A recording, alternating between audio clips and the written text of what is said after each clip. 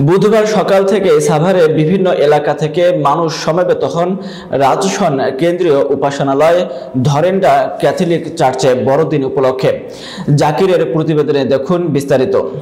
প্রধান অতিথি হিসেবে উপস্থিত ছিলেন ঢাকা ১৯-এর সাবেক সংসদ সদস্য দেওয়ান মোহাম্মদ সালাউদ্দিন বাবু। এছাড়াও উপস্থিত ছিলেন সাভার উপজেলার সাবেক উপজেলা চেয়ারম্যান আলহাজ মুহাম্মদ কফিল উদ্দিন ও স্থানীয় রাজনৈতিক নেতারা।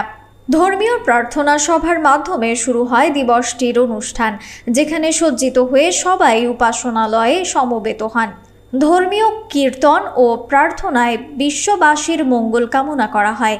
এছাড়া সাভার থানার পুলিশ সদস্যরা নিরাপত্তা নিশ্চিত করতে উপস্থিত ছিলেন।